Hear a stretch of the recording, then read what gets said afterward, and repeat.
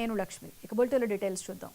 రాజ్యాంగ పరిరక్షణ కోసం న్యాయ కోవిదుడు జస్టిస్ సుభాష్ రెడ్డిని వైస్ ప్రెసిడెంట్ గా ఇండియా కూటమి నిలబెట్టింది అన్నారు మంత్రి శ్రీధర్ బాబు. రాజ్యాంగ పరిరక్షణ కోసం ఎంతో కాలంగా ఆయన కృషి చేస్తున్నారు.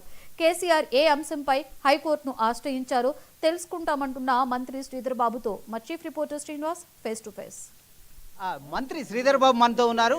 సార్, అందరి అంచనాలను తలకిందులు చేస్తూ జస్టిస్ సుభాష్ చంద్ర రెడ్డిని ఎన్నుకోవడం, వైస్ ప్రెసిడెంట్గా ఇండియా బ్లాక్ ఎన్నుకోవడానికి ఎట్లా చూస్తారు? జస్టిస్ సుదర్శన్ రెడ్డి గారిని ఒక లీగల్ ఎక్స్పర్ట్గా, రాజ్యాంగాన్ని తెలిసిన వ్యక్తిగా, రాజ్యాంగాన్ని పరిరక్షించుకోవాలని అనేక సందర్భాల్లో పోరాటం చేసిన వ్యక్తిగా, కాపాడిన వ్యక్తిగా, వారికి ఉన్న గొప్ప అనుభవాన్ని దృష్టిలో పెట్టుకొని, అదేవిధంగా ఓబీసీలకు సంబంధించి మరి ఎక్స్పర్ట్ కమిటీ చైర్మన్గా ఉన్న వారిని సెలెక్ట్ చేయడం, ఇండియా బ్లాక్ వారు సెలెక్ట్ చేయడం, మరి ఏ రాజకీయ పార్టీలకు సంబంధం లేని వ్యక్తిని ఈరోజు మొత్తం దేశమంతా చూస్తూ ఉన్న సందర్భంలో వారిని సెలెక్ట్ చేశారని మా అభిప్రాయం.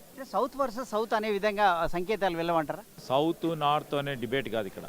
ఈరోజు తెలుగు ప్రజలకు సంబంధించి మేము ఈరోజు ఇక్కడ ముఖ్యమంత్రి గారు కానీ, సహచార మంత్రివర్గులు కానీ ఈరోజు తెలుగు సంబంధించిన మన ఒక ప్రముఖమైన వ్యక్తిని ఈరోజు ఇండియా బ్లాక్ క్యాండిడేట్గా సెలెక్ట్ చేస్తే అందరికీ అపీల్ చేయడం జరిగింది.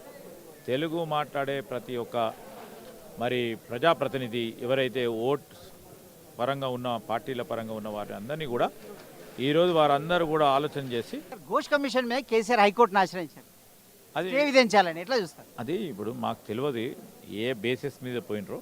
తప్పకుండా ఏదేమైనప్పుడు చట్టపరంగా ఈరోజు ఘోష్ కమిషన్ను ఏర్పాటు చేయడం జరిగింది.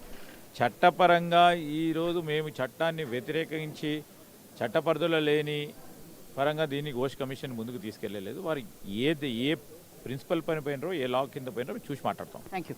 ఇది మొత్తం మీద ఇక్కడ రాజ్యాంగ పరిరక్షణ అనే నినాదంతో, రాజ్యాంగ పరిరక్షణే ఒక లక్ష్యంతో జస్టిస్ సుదర్శన్ రెడ్డిని ఎంచుకోవడం జరిగింది ఇండియా బ్లాక్. ఇది సౌత్ వర్సెస్ సౌత్ అని చూడలేము. కేవలం రాజ్యాంగ కోవిదుడిగా మాత్రమే అతన్ని చూసి ఆత్మ ప్రబోధానుసారం ఓటు వేయాలని కోరుతున్నట్లు చెప్తున్నారు. అదేవిధంగా ఘోష్ కమిషన్పై కేసీఆర్ హైకోర్టును ఆశ్రయించడం అనేది ఏ క్రైటీరియా మీద వెళ్ళారు అనేది మేము పరిశీలిస్తాము. మేమంతా రాజ్యాంగ పరిధిలోనే ఘోష్ కమిషన్ను నియమించాము. అది విచారణ అంతా రాజ్యాంగ పరిధిలోనే జరిగింది. మరి ఏ అంశం మీద ఆయన హైకోర్టును ఆశ్రయించారనేది కూడా మేము పరిశీలిస్తాము అంటున్నారు. మొత్తం మీద తెలుగు వారికి అంశం, తెలుగువాడు కావడం ఒకటి, రాజ్యాంగ నిపుణుడు కావడమే ముఖ్యంగా చూడాలి. రాజ్యాంగం సంక్షోభంలో పడుతున్నప్పుడు అనేక సార్లు ఆయన పోరాడారు.